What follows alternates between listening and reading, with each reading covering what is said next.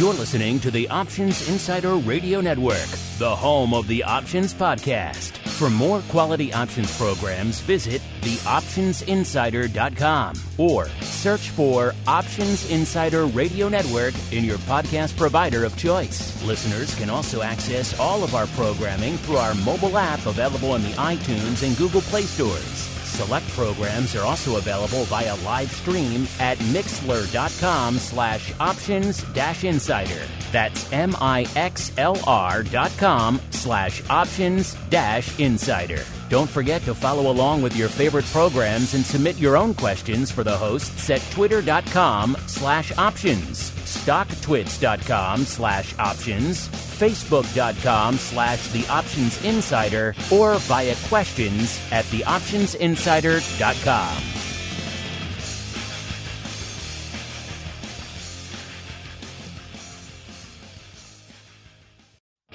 This episode is sponsored by Demand Derivatives, a startup futures exchange and clearinghouse trading the world's major assets in a creative new way.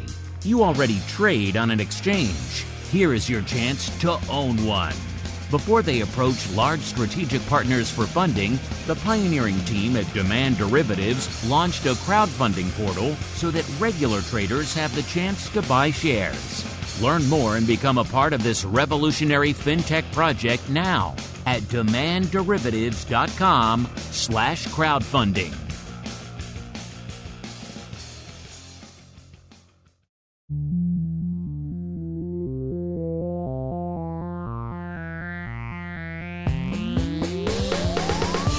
Join us now for the expert source for inside information on the options markets.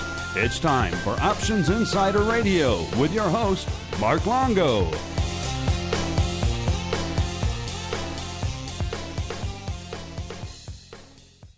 All right, everybody.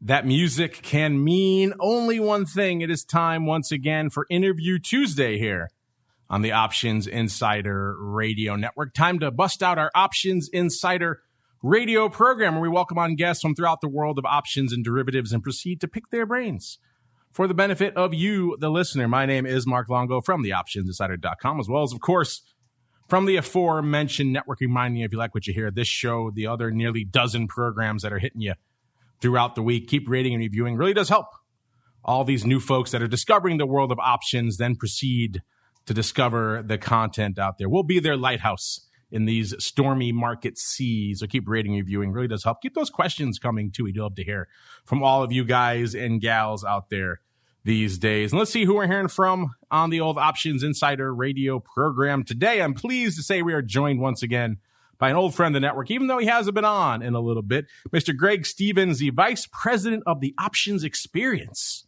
over there at Fidelity. Greg, welcome back to the Options Insider Radio Network, sir. Well, Mark, good to be back, and you're good to be on the show again. I love that. The Options Experience. That's kind of where we live, Greg. We live in the Options Experience. So I guess we got the right guy to come on the show with us today. Well, we definitely live in the Options Experience, that's for sure. We've got a little bit of experience between the two of us. Well, let's get into that then. It's been a little while, a year or two or maybe three or so since you've joined us here on the network. Obviously, a lot has happened, particularly over the course of the past year and change. Since the last time we chatted, we've seen the pandemic get into high gear. We've seen volatility explode, then erode. We've seen now coming into this year, a lot more shocks hitting the system. So let's start there. Catch us up. What has that options experience been like at Fidelity over the past year and change as the markets have been exploding, volatility has been exploding, and a flood of new entrants have entered the world of options, Greg? Yeah, Mark, I think it's pretty similar to probably some of your other guests who have been on and the discussions you've been having, over the last, 6 months to a year. And, well, honestly, probably even before that. We've, as you mentioned, there's new entrants in the market. The markets have seen a significant increase in volumes as, measured by the OCC, volume stats that we see coming through. I'm going to be really interested to see Henry Schwartz's updates, in the coming OIC, conference on things that he's seen over the past year as well. But Fidelity's no different. We've seen, new investors, come in. We're trying to meet them, where they're at, making sure that they have the right education at the right spot at the right time. Well, let's get into that a little bit then, because obviously all the narrative, all the focus has been around, call them what you will, the Robin Hood, the One Lot, these new retail traders. But as you just mentioned, Fidelity, a big player in the space, also saw an influx of new players over there on the platform. So walk us through what the last year and change from a customer experience has been like. How many new customers have you guys added? What are you guys seeing on the options front? Have people really been diving in en masse? Have you seen the same kind of flow we've seen on other platforms where folks are flocking into upside calls and let's say your Teslas and your AMCs and your games? Or what kind of flow, what kind of experience have you been having over there, Greg, since the last time we chatted? Yeah, I think, as we started to talk about, the experience has been, very similar across, the industry. We've seen, new entrants come into the markets, just trying to learn a bit about, the product. To me, Mark, this is a tremendous opportunity, for our industry. We've always talked about financial education and being able to provide for the next generation, coming up. Make sure that we have, the right tools and the right education and the right spots, for them. And really, here at Fidelity, we've seen an influx. We've definitely got a little bit younger, from a crowd, perspective or from a trader perspective. But the real interesting thing is I think we still see the need and the opportunity for education across all age groups.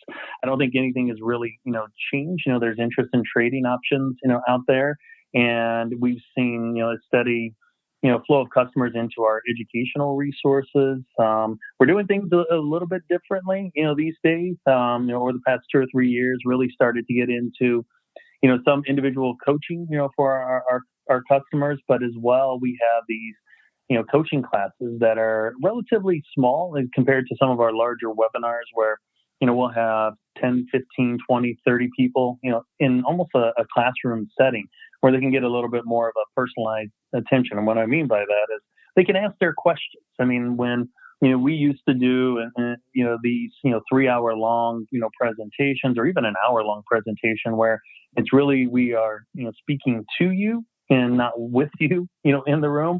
We have an entirely new setup, that we can, get customers, and in the Zoom generation, I guess if we want to call it that, really, more access, more information, directly to them at a quicker. It's somewhat of a quicker pace, but yeah, I do look at this as a tremendous opportunity, to help, these investors, grow, their, lifelong financial goals, and some of them are starting with options. Some of them are starting, with, mutual funds, dare I say. But it's good all around, I think, for us to be able to be there for them, where and when they need it. Really? So you as a Fidelity client can now go over there and get effectively small class coaching. Is that what our friends used to be on the option block with us all the time? Trey and all the rest. Is that what they're up to these days, Greg? Are they doing the small class coaching over there? They are doing that. And they're also, participating in some of the large class, coaching. We still see, we still have some of our bigger classes, as an introduction, to options, basics, making sure that, customers have the general idea. Learning options is a lifelong journey. I learn new things and see new things all the time, especially over the last year. And but it is, Trey and the guys are doing these individual coaching classes. And Mark, as you and I know, it's just not options, right? You have to know the underlying. You have to be able to pick a stock. You have to have an idea of where the stock is going, when it's going to get there. And so not only do they do option classes, but, we, provide, coaches on or classes on, fundamentals, on technical analysis, on using our tools. So, there's a lot to be learned. It's just not a one-stop and then send you off kind of off thing. But they do, several classes a week. And, for any of our listeners out there who are Fidelity customers and those who aren't, I definitely, go check it out. I believe fidelity.com /classroom. I think your dog likes the mentoring as well. I think he wants to get in on a session or two there, Greg. But yeah, I miss those guys. The Song of Ice and Fire, The Last Dad of Krypton. We had The Last Emperor. So I'm sure the clients over there at Fidelity who are taking classes with those guys, they are in good hands, Greg.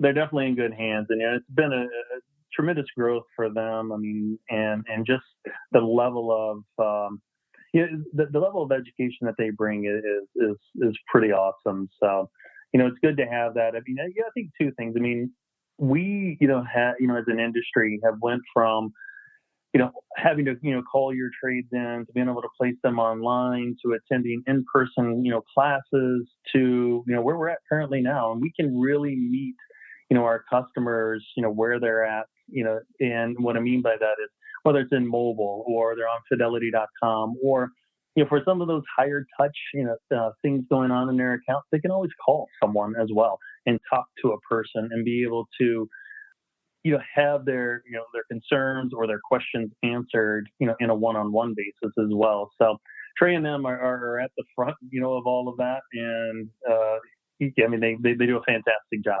Well, it's clearly resonating with the audience out there, Greg. I was looking at the numbers here for our recently concluded Options Insider Broker Madness tournament for this year. And, all the focus, all the noise, all the media has been around the millennial type brokers, your Robin Hoods and your Weebles. But you guys matched up against Weeble in round one and you smoked them pretty handily. So there you go, Greg, a little feather in your cap. The mentoring session seemed to be paying off, sir. I definitely like to hear that. Yeah. I mean, it's interesting. I mean, all of, the platforms you guys included, I mean, it's not, maybe, if it has been, 3 years since you and I've talked, I mean, we really have, social media has, become a much bigger part, of what we do, and being able to, provide, customers the information there as well. Not just letting them come to us, but going out to them. You guys do a great service. I mean, and providing our customers with real, with real life education. This is what's going on in the market. These are what we're seeing out there, and that's important. And it's important that we, get out in front of that and make sure that they're getting the right information, just not the information. One of the questions everyone has, and it seemed like it was the question on everyone's lips coming into the start of this year, was 2020 an aberration? Was this massive explosion of, call them whatever you want, the one lots, the Robin Hoods, whatever you want to call them, these small retail accounts, was that just a byproduct of being stuck at home during the pandemic, or was it here to stay? And at least seems like so far in 2021, it's here to stay. March, of course, the busiest month in the history of the business. January, number 2. I believe February was number 3 in there. So you're looking at effectively the busiest quarter ever since options were first dreamed up. So at least so far, the volume here to stay. But Greg, I'm curious for you folks and the folks over there at Fidelity, what is your outlook on this retail explosion? You think it's kind of a very near-dated phenomenon, or you think this has been a sea change in the world of options, and we're looking at structurally more volume, structurally more participants to come?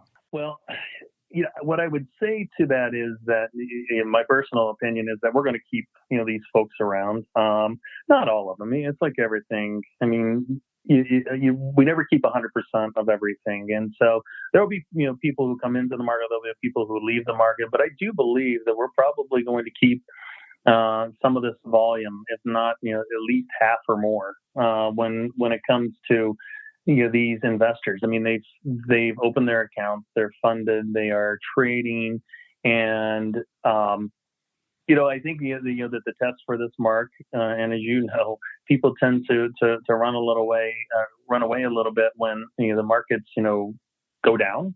It'll be interesting to see what happens to our volumes, and volumes always go down during those times.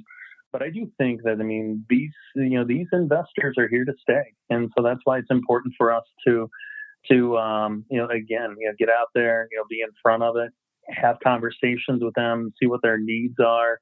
Because I think that, the other thing too, Mark, what I think is that, it's made everyone rethink their business models a little bit. And when I say that is that's going to improve, the infrastructure, the technology, the investor experience for everyone, not just, this group. So I think it's tremendous opportunity. I think some of the volume, if not a good portion of it, will stick around. But I guess, if we come back a year later and we're talking about this again, you can you can call me out if it doesn't happen. Well, the last time you and I chatted face-to-face, Greg, was back at the last in-person Options Industry Conference way back. It doesn't seem like it was that long ago, but way back in the pre-pandemic era of 2019. I bring that up because it is OIC time yet again. Not quite in person yet. It's still virtual, but OIC will be popping off very soon over there, listeners. So look for a slew of guests joining us throughout the week here as we try to approximate some of our in-person OIC coverage this week. But Greg, one of the reasons I bring that up is because you are speaking over there at OIC. So what is top of mind for you guys at OIC? What are you talking about this year, sir? Well, so very much what we've, just went over is, investor education and how do we address and educate, the new group of investors and entrants coming into the market. And I think that, it's definitely, top of mind that, we want to make sure that we're getting, in front of these folks and providing them with the right information. Some of, what's driven, this over the past year, it is what we're going to talk about as well, whether it's commissions or just, the pandemic or just social media. And it's probably a combination of them all, but it'll be an interesting conversation to see, what the panel thinks, about, this all of the new volume, coming in, the new entrants. And I would say it's just not only millennials, it's a broad group, of folks out there trading. But I'm looking forward to it. We've got a great panel, and we'll get after it. Yeah, if you want to check it out for yourselves, listeners, if you are registered for OIC, the panel is called Investing in Knowledge. It's got Greg, it's got Lori Schock from the SEC, Jamal Chandler, he used to be at SIBO, now I believe is over there at Tasty Trade, and Denise from OCC. So it should be an interesting conversation on options and a whole bunch of financial literacy and a whole bunch of other fun stuff. Well, you kind of mentioned earlier in our conversation there, Greg, you guys have upgraded the experience over there at Fidelity from an options perspective, adding, of course, a lot of those small mentoring sessions. But obviously, when you see an explosion of action on the platform's also probably going to get some upgrades and some overhauls and some new bells and whistles. So hit us with a few of those. What's new? What bells and whistles have you added to the Fidelity Options platform since the last time you chatted, sir? Yeah, what we're looking to do is to get out in front, and do a little redesigning and simplification of the experience as much as you can with options, right? It's a complex, complex product, but we're trying to redesign and provide a new experience, for our users across all of our applications, whether it's Active Trader Pro or Fidelity.com, or mobile. And in the coming months, quarters, years, our investors, or the investors, at Fidelity will hopefully be able to see a consistent experience across all of our applications and have something a little more something that's a little more personalized and it's going to help them meet their needs. I like it. Well, speaking of meeting the needs of your clients and customers, we have to meet the needs of our audience as well. So I'm going to squeeze in a few of our listeners who are listening live. First off, looks like your buddy, Mr. Schwartz, is lurking in there. It's a mutual love fest between the two of you. You said earlier how excited you are to hear Henry speak. So Henry just says to you that you are great, Greg. So there you go. A little bit of live love from your buddy, Mr. Schwartz. Henry. Yeah, the Henry guy, not a huge fan. But I guess the two of you, to each their own. I won't judge you on your clearly poor taste. Our audience, though, always has good taste. One of our listeners here, Tony Weber, clearly he's a Fidelity 401k user. He says the phone support in his 401k has been great.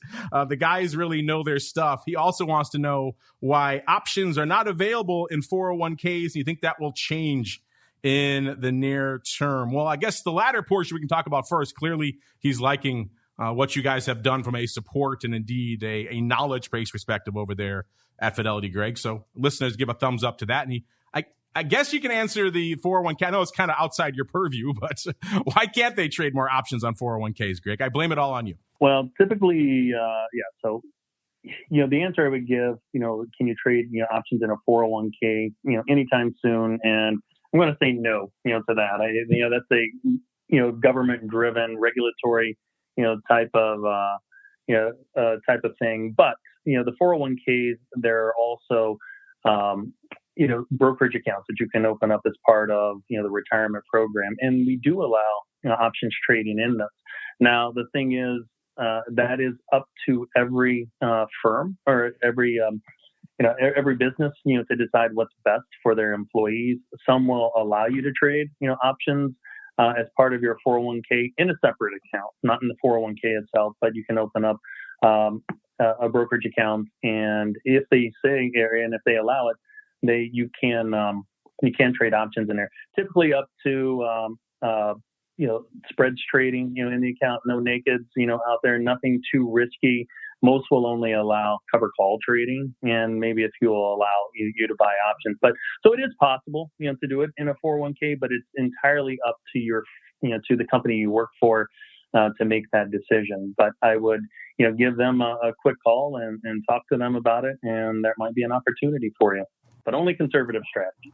Yeah, definitely check that out, Tony, and everyone else who's listening, because I had a similar experience. My wife had a legacy 401k that I was looking at recently. I said, I could probably upgrade this to be able to do some more with it. And I contacted the firm that it was with, and lo and behold, I was able to transfer it over to effectively, like Greg was talking about, more of a self-directed brokerage style type account where you can do options. So it does depend on the plan and the firm and everything else. There's a lot of regulatory things going on behind the scenes there, but it is worth contacting, because you're right. Otherwise, you're sitting there in that kind of dead passive money. And if you're listening to a show like this, you like to be a little bit more active. So I agree with you there, Tony, that if you can, it's worth at least a call. You said they're knowledgeable, so give them a call and see what they have in store for you. Well, Greg, unfortunately, we don't have much time in store for us here. But before we go, you kind of given us a taste of some of the upgrades you've put in on the platform over there since the last time we chatted. You also gave us a bit of a preview of what you're going to be talking about over there at OIC. But before we go, I love to leave our audience wanting more, Greg. So if you have any other fun hints, maybe some teases of what's coming down the pike from you and the options team over there at Fidelity, now is the time, sir. The floor is yours.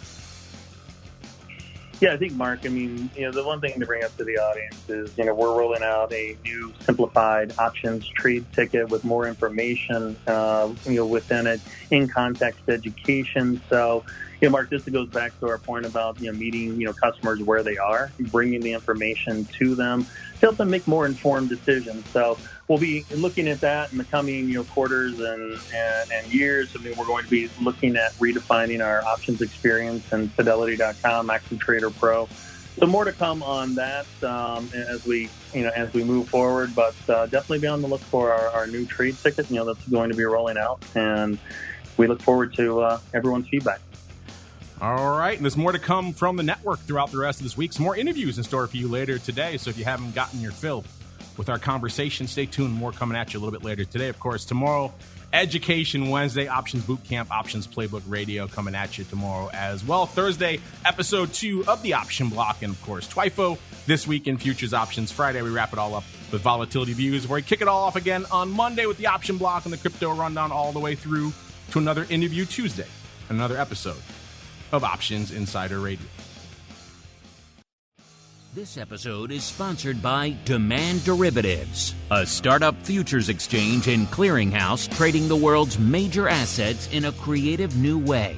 You already trade on an exchange. Here is your chance to own one.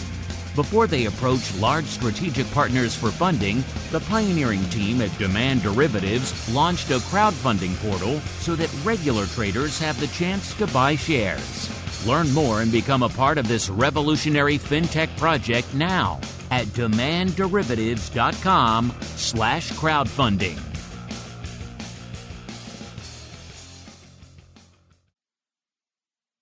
You're listening to the Options Insider Radio Network, the home of the Options Podcast. For more quality options programs, visit theoptionsinsider.com or search for Options Insider Radio Network in your podcast provider of choice. Listeners can also access all of our programming through our mobile app available in the iTunes and Google Play stores. Select programs are also available via live stream at mixlr.com/options-insider. That's mixlr.com/options-insider. Don't forget to follow along with your favorite programs and submit your own questions for the hosts at twitter.com/options, stocktwits.com/options, facebook.com/The Options Insider, or via questions at theoptionsinsider.com.